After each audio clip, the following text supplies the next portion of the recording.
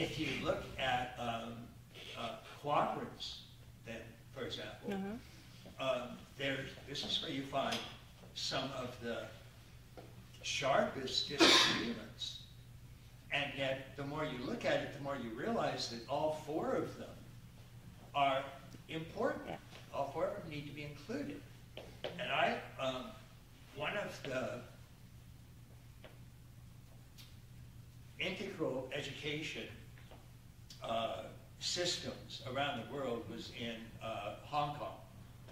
And they, of many different types of integral interventions that they had, one of them was really interesting because they had on their monthly school gathering meeting where basically everybody from the entire school shows up in the gymnasium and they discuss issues that are important for everybody. And so one of the things they did on one occasion is they drew the four quadrants on the floor, on the gym floor.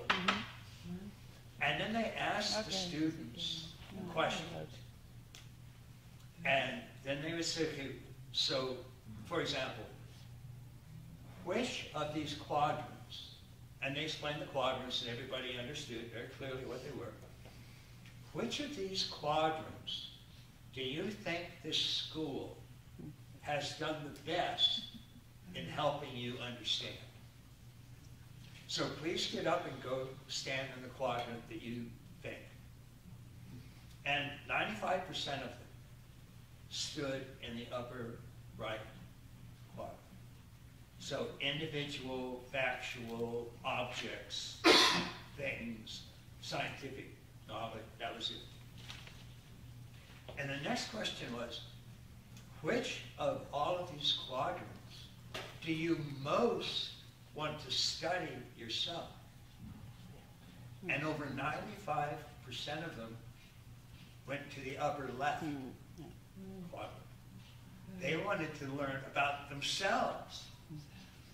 So it doesn't mean that you have to do just that, but some degree of that is certainly something that's going to get the students interested and get them excited. And then, of course, you can come up with programs about how the things that interest you, how you need information from all quadrants in order to better understand yourself and understand what it is that you might want to end up studying or specializing in or something like that. One is that because the quadrants are so central, and because there are such major schools coming out of each quadrant, like the upper right quadrant is where all orthodox science comes from. But the upper left quadrant is where all psychology, all introspection, all self-knowledge, all thought therapies, all spiritual realization come from there. The upper right quadrant, orthodox science, doesn't believe in the existence of any of the upper left. And so it's like, okay. And so you get these interior battles going on between these things that are just insane.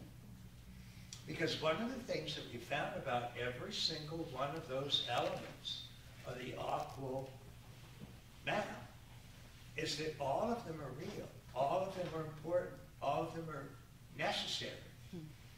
And so at the very least, what you want are some introductory classes that sort of outline all of the various areas. And also lets kids see how things fit together. And even if they are specializing in a particular field, it might, in the upper right quadrant, it might be physics. In the lower left quadrant, it might be hermeneutics and interpretation, skills. And how do we do that? It might be collaborative inquiry.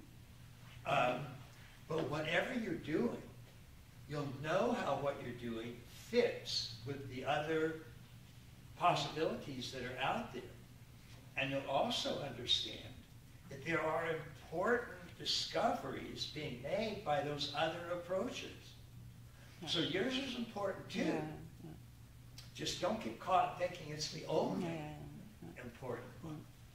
And so that expands your horizons right there, shows you how everything fits together, lets you appreciate the importance of what you're doing, but not over-exaggerate and get caught in thinking that's the only one correct way.